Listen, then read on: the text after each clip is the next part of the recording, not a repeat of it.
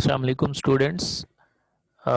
इस वीडियो में हम लोग क्विज 2 की जो की है उसको एक्सप्लेन कर रहा हूँ मैं आप लोगों के सामने। सेकंड ईयर का जो क्विज 2 था जिसमें डिफरेंशिएशन वाले चैप्टर से रिलेटेड प्रॉब्लम्स थे। तो फर्स्ट क्वेश्चन है वो ये है कि अगर F of X is equal to 1/x² हो तो फिर एफ का derivative with respect to X क्या होगा।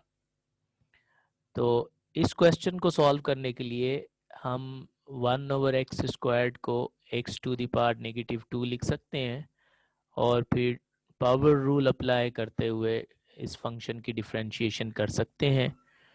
पावर रूल ये है कि पावर शुरू में आ जाती है और एक पावर रिड्यूस हो जाती है।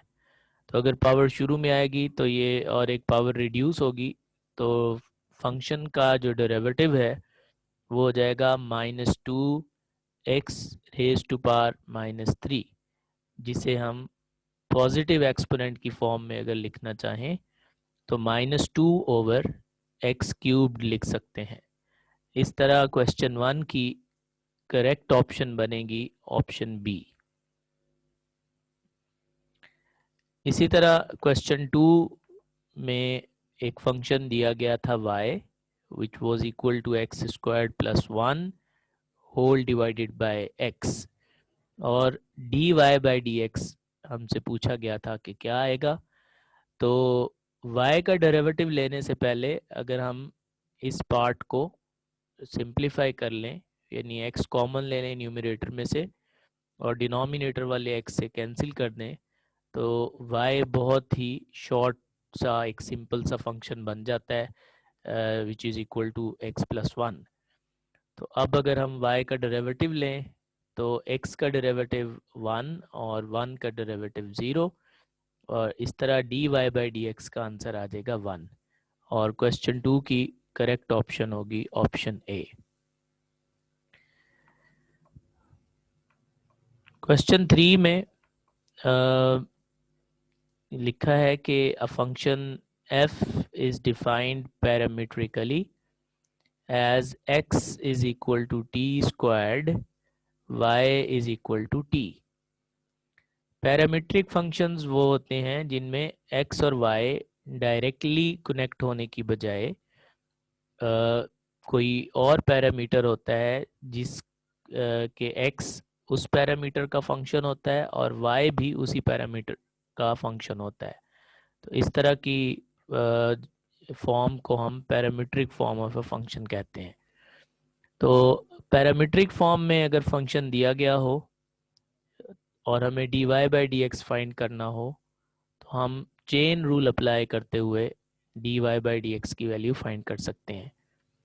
तो dy/dt/dx/dt ये चेन रूल है which is equal to dy/dx।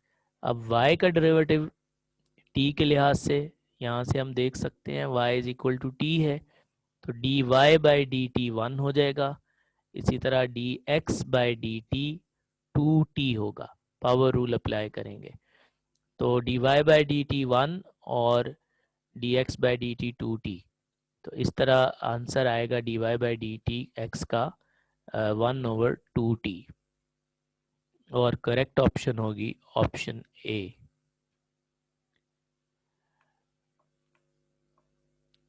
Question 4 में है कि हमें d/dx of square root of x find करना है। तो इसे भी अगर हम पावर की फॉर्म में लिखें तो x की पावर 1/2 हो जाएगी।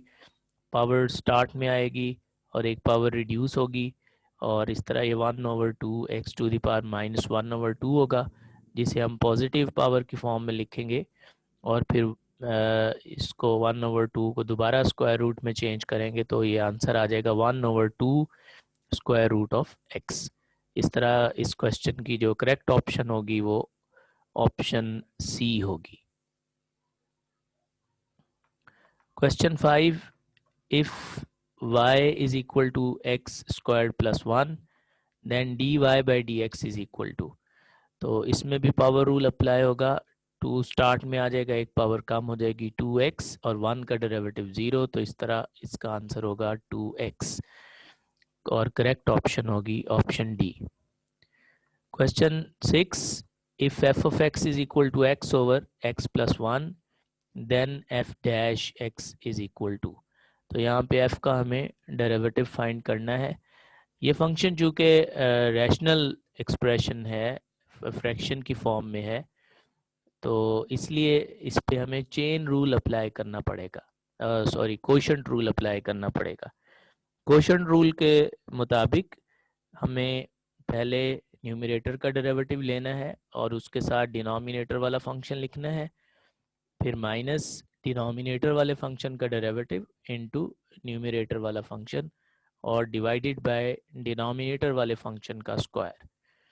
तो न्यूमरेटर वाला फंक्शन x है, x का डेरिवेटिव 1 आएगा, डिनोमिनेटर वाला फंक्शन एज इट इज़ लिख देंगे, minus 1 time 1 denominator x plus 1 का डेरिवेटिव 1 आ जाता है, x का डेरिवेटिव 1 और 1 का 0, और साथ में न्यूमरेटर वाला फंक्शन मल्टीप्लाई हो जाएगा और डिनोमिनेटर वाले फंक्शन यानी x प्लस 1 का होल स्क्वायर आ जाएगा। इसको मज़ीद हम मल्टीप्लाई करेंगे 1 को x प्लस 1 से और minus 1 time x minus x होगा और सिंप्लीफाई करके 1 ओवर x प्लस 1 स्क्वायर। तो इस क्वेश्चन की जो करेक्ट ऑप्शन होगी वो आपके सामने है कि इसकी करेक्ट ऑप्शन होगी 1 over x plus 1 whole square. Next question 7 है।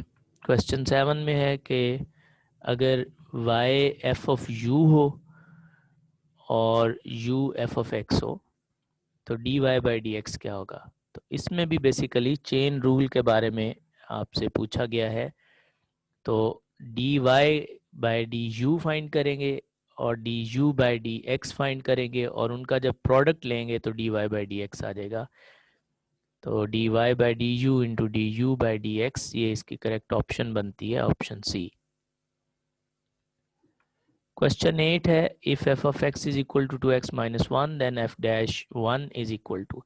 तो इसमें भी वही आइडिया है कि हमें डेरिवेटिव लेना है और इसमें डेरिवेटिव लेने के बाद अगर फंक्शन में x इन्वॉल्व हो तो x की जगह हमें 1 रखना था, लेकिन यहाँ जब हम डेरिवेटिव लेते हैं तो ये 2 प्लस 0 आ जाता है डेरिवेटिव और इसमें इस एक्सप्रेशन में कोई x इन्वॉल्व नहीं है, ये एक कांस्टेंट फंक्शन हमें मिलेगा और हर जगह पे डेरिवेटिव की वैल्यू 2 होगी और 1 पे भी 2 ही होगी, इसलिए इसकी करेक्ट ऑप्शन ऑप्शन डी होगी। क्वेश्चन 9 में इंस्टेंटेनियस रेट ऑफ चेंज पूछा गया है। एक फंक्शन दिया गया है f of x is equal to X cube plus 2x square minus 7। इसका इंस्टेंटेनियस रेट हमें बताना था at x is equal to 2। तो इंस्टेंटेनियस रेट ऑफ चेंज का मतलब है कि हमें डेरिवेटिव फाइंड करना है। डेरिवेटिव फाइंड करने के लिए वही पावर रूल अप्लाई करेंगे कि पावर कोएफिशिएंट से मल्टीप्लाई हो जाएगी और एक पावर रिड्यूस हो जाती है और इस तरह हमारे पास डेरिवेटिव आएगा 3x स्क्वायर प्लस 4x और फिर x की जगह 2 रख देंगे और इस तरह आप इसको सिंप्लीफाई करके देख सकते हैं कि इसका आंसर 20 आएगा और करेक्ट ऑप्शन होगी क्वेश्चन 9 की ऑप्शन सी। क्वेश्चन 10 में नॉलेज बेस्ड क्वेश्चन है, यानी इसमें हमें फार्मूला बेसिकली पूछा गया है कि tan इनवर्स का डेरिवेटिव क्या होता है। तो हम लोग जानते हैं कि tan इनवर्स x का derivative 1 over 1 plus x square होता है, इसलिए क्वेश्चन 10 की करेक्ट ऑप्शन होगी option B. Question 11, a function f is defined parametrically as x is equal to cosecant t and y is equal to t, then dy by dx is equal to। तो बिल्कुल ऐसा question पहले भी आ चुका है। dy by dx हम chain rule से find करेंगे, यानी dy by dt और उसे डिवाइड करेंगे dx by dt से। dy by dt का आंसर तो आएगा 1, क्योंकि y इक्वल टू टी है तो y का डेरिवेटिव t के लिहाज से 1 आ जाएगा, जबकि x का derivative with respect to t आएगा minus cosecant t into cot T.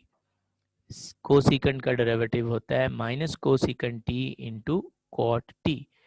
तो 1 को डिवाइड कर देंगे minus cosecant T cot T, तो ये इसका डेरिवेटिव आएगा। लेकिन जो ऑप्शंस हमें दी गई हैं उनमें पहली 3 ऑप्शंस में ये ऑप्शन नहीं है, और फोर्थ ऑप्शन थी कि नन ऑफ दीज, तो इसलिए नन ऑफ दीज की ऑप्शन इसका करेक्ट आंसर होगा।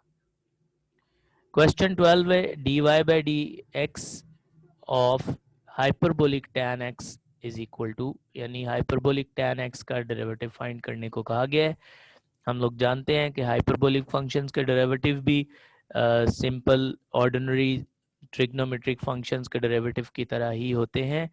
सिर्फ डिफरेंस ये है कि हाइपरबोलिक फंक्शंस में जो फर्स्ट 3 फंक्शन है, sine, hyperbolic sine, hyperbolic cos और हाइपरबोलिक टैन, इनके डेरिवेटिव पॉजिटिव, जबकि इनके रेसिप्रोकल फंक्शंस यानी hyperbolic secant X, hyperbolic cosecant X और हाइपरबोलिक कॉट एक्स, इनके डेरिवेटिव नेगेटिव साइन के साथ आते हैं।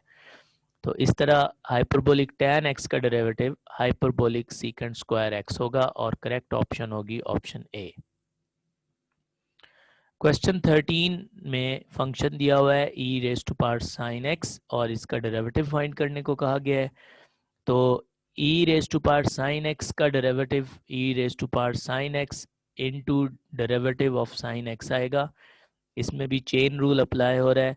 पहले हमने e का डेरिवेटिव फाइंड करना है with respect to sine x, और फिर साइन एक्स का डेरिवेटिव फाइंड करना है विद रिस्पेक्ट टू एक्स।